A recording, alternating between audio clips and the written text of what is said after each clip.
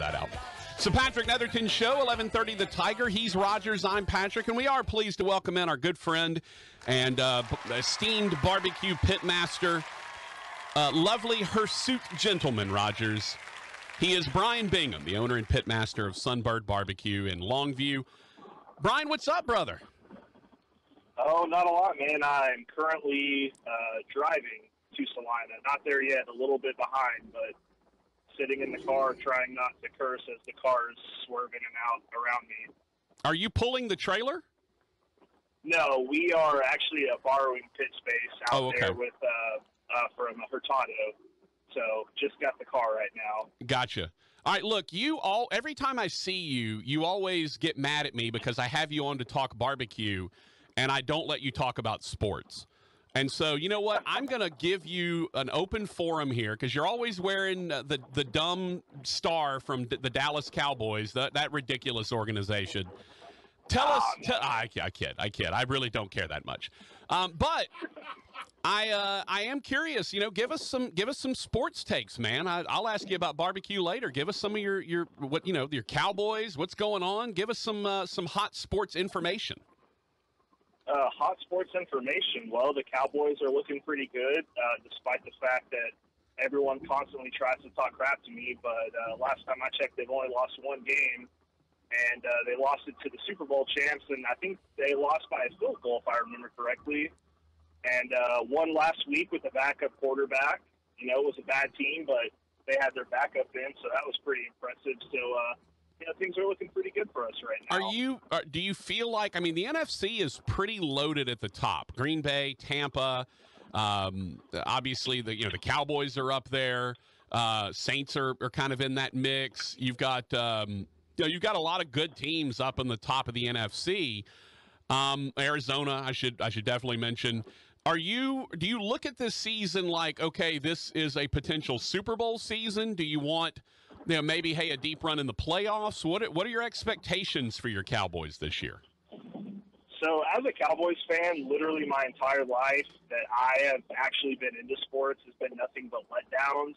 So it's like, even though I'm super excited about how they're playing this year, I just keep waiting for them to somehow screw it up. Mm-hmm. So I don't want to get too far ahead of myself. I definitely think that this year, above any year in recent past, they have a good chance of making a deep playoff run, especially with our division. And I think we probably have the easiest schedule out of the entire NFL, so that's definitely been favorable for us. Biggest thing for the Cowboys is just going to be staying healthy and not hurting themselves with penalties like they are apt to do, mm-hmm. or trying to bribe people who give drug tests, Yeah. Hey, I see Jerry Jones, and I look at him in two ways. One of which is this is a guy that's willing to spend money on the organization. There's not a topper, a better top flight organization. You're not going to find one any better than the Cowboys. The amenities they have, the money he's willing to spend, obviously the venue they play in, the Star up in North Dallas in the Frisco area. Everything off the field is as good as you want. Do you get concerned about the fact that Jerry Jones also is trying to run things on the field? Man, to be quite honest, at least this year, the last few years have definitely seemed like he's backed off a little bit, mm-hmm. as far as how much he's been involved with everything. And I would say especially this year, everything about this team seems different this year. We're actually doing decent halfway on defense. Our offense is, when Dak is healthy, is unstoppable. I don't know, it feels different all the way around. So it's like I said, I don't want to get too excited and ahead of myself, but it really seems like they've actually made changes for the first time in as long as I can remember. So I think the stars are aligned right now, as long as, like I said, everyone can stay healthy. Do you also? I've got to imagine you have to worry that Kellen Moore is gone after this year, right? He's probably getting a head job somewhere, either in college or in the NFL after this season. Yeah, you would definitely think that that's going to happen. I'm kind of hoping that Jerry will tell him that he'll pay him whatever he wants to stay, and maybe hold the head coaching job over his head, much like they did with Garrett. And, it would not bother me if they gave him the job and got rid of McCarthy, because I'm not I'm not a huge fan of his, and I wasn't when they hired him. So I definitely hope that they can keep Kellen, because I think out of all the coaches they have, even with what Quinn's done on their defense, I think keeping Kellen Moore is crucial to their success. Absolutely. We're talking to Bryan Bingham, Sunbird Barbecue, and avowed Cowboys fan. All right, let's transition to talk about the business a little bit. First of all, but before you talk about business, yes, you didn't even ask me about the Mavericks, man. Well, what's to ask? I'm more of a Mavericks fan than I am a Cowboys fan. Well, number one, I'm not a huge NBA guy to start with. I do enjoy the NFL. I don't really get much into the NBA, but you have one of the best young stars in the NBA, the guy that Rodgers and I argued about last year during the season. 2 years ago. Sorry. So what do you think about your Mavs? Where, it's obviously very early at this point. What are your impressions? Oh yeah. Well, I mean, I'm as much as I love basically all of Dallas sports. NBA has always been my favorite. I'm a huge basketball fan, and this year with the Mavericks, man, I'm super excited. Obviously, it's kind of been a weird start for them.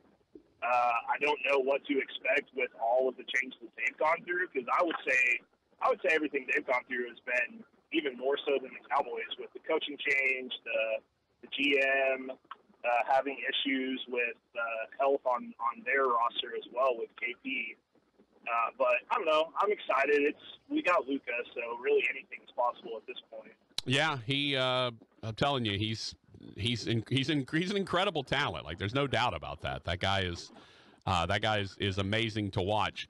And then Rodgers and I got in a fight a couple of years ago about whether or not he was the best player in the NBA, and luckily I won, and Rodgers conceded that I was correct, that he was the best player in the NBA.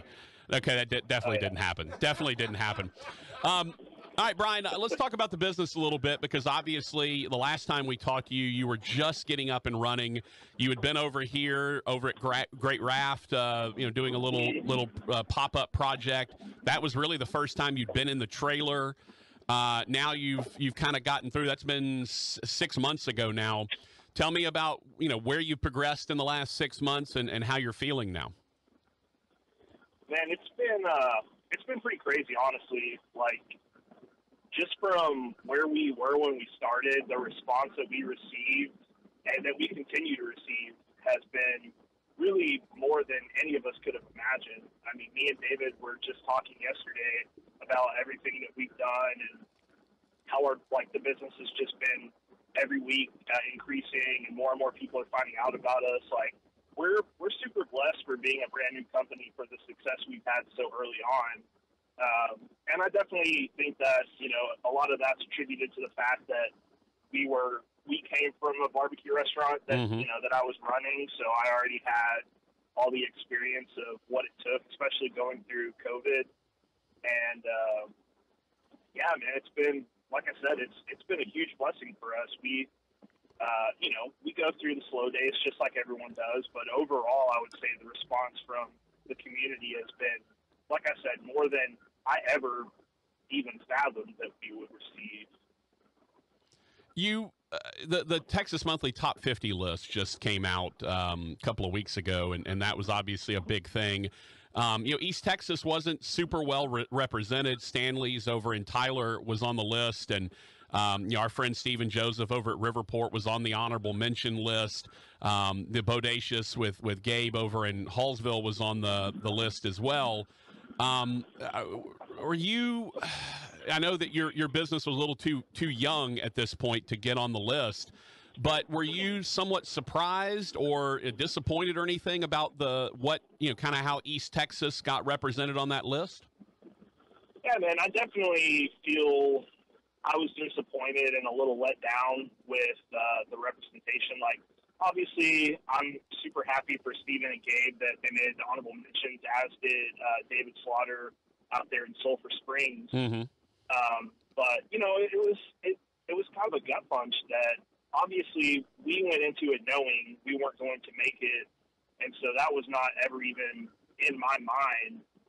But to see all my other friends who I think are putting out great food and even I was surprised that Bryan had right on that they didn't even get an honorable mention or make the list. Like, it definitely it stung a little, man. I mean, I feel we're all out here trying to improve East Texas the best we can, and it was just, if anything, as disappointing as it was, I think for all of us, because we all talk to each other, we have a group chat, and I think it's motivation for us to push even harder and make it to where they can't not notice us, So we're definitely talking amongst ourselves, trying to figure out what we can do to start getting more attention to East Texas. And, and that's the interesting thing, Bryan, is I think East Texas right now is sort of a hidden gem. You mentioned Gabe. I've not been to the place in Sulphur Springs yet, but obviously I've been to Gabe's place, Steven at Riverport, you guys, Stanley's and Tyler. I mean, there's a lot of really good for us in Shreveport. I mean, we're basically East Texas at this point. There's a lot of good barbecue within an hour of here to the west. And so I think to me, it's interesting that is sort of a maybe underappreciated hub of barbecue that's available to you, because most people think of East Texas barbecue and they think, okay, they're cutting all the bark off the brisket and it's going to be little, half squares, rectangles or whatever. You guys are doing what I would consider legitimate award-winning Texas barbecue, and I'm not sure that many people know. I mean, I know people know about it, but you know what I mean? I think it's underappreciated. Yeah, no, I agree, and it's like I see a lot of chatter, even just I try not to focus too much on national stuff or like what people in other cities think. Like, once we started our business, we've really started trying to focus more on our local hometown.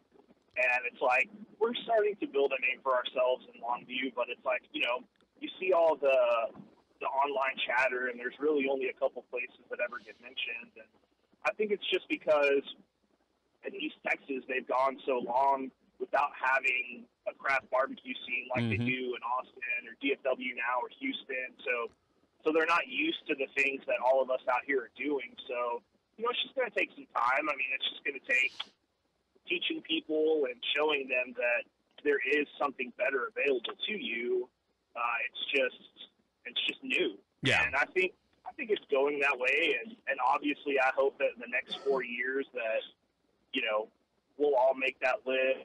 I mean, I want more people to come out and visit East Texas, because we just, like you said, it's almost like a hidden gem, and we're not that far from you at Shreveport area. We're not far at all from DFW, so you could definitely make a nice little crawl if you came out this way. Yeah, and you mentioned Brian Wright over at Right On Taco, who's doing tacos but is also doing barbecue at the same time. It's kind of an interesting mix of things as well. I'd be remiss if I didn't mention him. One other thing I think that's, to me, kind of interesting about this, Brian, is you mentioned craft barbecue, and Steven's doing traditional stuff at Riverport. Gabe's doing, by and large, traditional stuff at Bodacious in Hallsville. You are definitely more on the craft side. You do the traditional brisket and ribs and that kind of thing. But give us some indication for the folks that maybe don't know, and they think of Texas barbecue and they think of the Trinity, the ribs, brisket, and sausage. What are some of the things on the craft side that y'all do and feature that folks around here may want to make a trip to come get? So I would definitely say for us, what we focus on is, obviously, if you want to come get traditional barbecue, the Trinity and all that, we do all that, because I think that if you're going to have a barbecue spot, you should be able to play the classics, and you should be able to do them well and stand alone on that. But as far as what we do different, obviously we have the different specialty items that we do, like the different sausages, boudin, we do the boudin balls, pork belly, just things like that. And of course, my wife, who does all of our sides and desserts when she can, we focus a lot on that, whereas your traditional barbecue spot is going to be coleslaw, potato salad, beans, and we just don't. We're not interested in just doing that. Like, we don't serve potato salad or coleslaw. We do have beans, but the charo beans. So we just try to focus a little bit more on doing small batch things like that are, they have more attention and love to them than just your classic sides that I feel like with traditional barbecue, it's like, I don't know, me personally, I'm over that stuff. I have no interest in eating it. I don't want to serve it.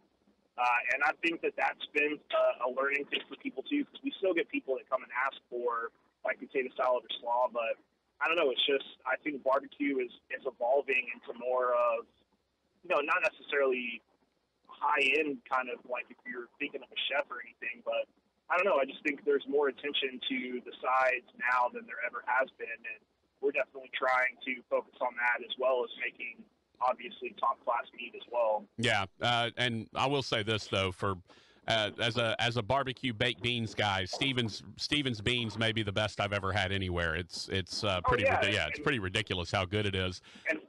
And I'm definitely not talking bad about anyone who does that. That's just not what we want to do. And that's been what's so cool about owning our own business now is we can do whatever we want to do. I mean, if we don't feel like making something one week, we can make something else. I don't have to answer to anyone. I don't have to ask permission. And so that's been really freeing and exciting for us to just cook what we want to cook. I don't know, man. You say you don't have to answer to anyone or ask permission from anyone, but you are a married man. So I'm just going to say that's true. Hey, last thing, Bryan, you're headed down to the Troubadour Fest down in Celina. Tell us a little bit about that, why you wanted to go down there, and kind of give us an overview of what that's going to be like.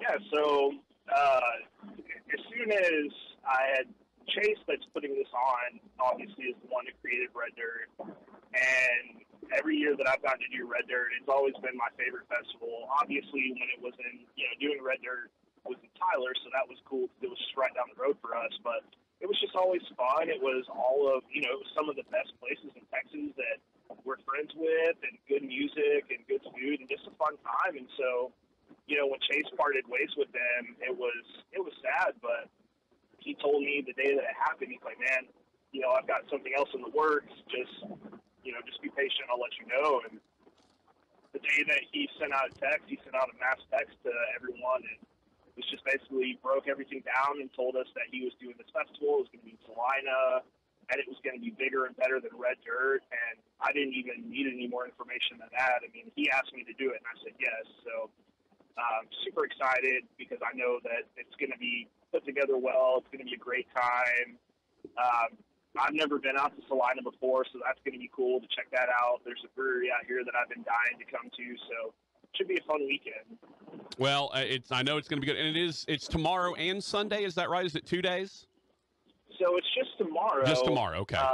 Yeah, it's like an all day, all night thing. So we're getting out here tonight to unload and just kind of get the lay of the land, and like I said, try and hang out with some of our friends, have a few beers, and then have a good time tomorrow. What are you serving, by the way? We're going to be doing a brisket torta with refried charo beans, a slaw that we make with my wife makes a remoulade sauce out of David's salsa that we put with the slaw, and it's just ridiculous. And then we're also going to be doing our poblano taco sausage. Yeah. Well, look, these are the days when I hate that I have a job where I have to call football on Saturdays, because these are the kind of trips I wish I could make. Unfortunately, it is during football season, and I've got a game to call tomorrow in Natchitoches, or else I would be there with bells on checking it out. But, brother, y'all have a blast. I'm really happy for your success and how good things are going for you over in Longview. I'm going to load up little Hambone with me, and we're going to roll over there here before too long and come hang out with you, brother. Thank you so much for your time. Yeah, sounds good. Thank you. It's Bryan Bingham. You can find him at Sunbird Barbecue, at Sunbird BBQ on Twitter, Sunbird Barbecue on Facebook, Instagram. Go check him out. He is the owner and pitmaster of Sunbird Barbecue in Longview.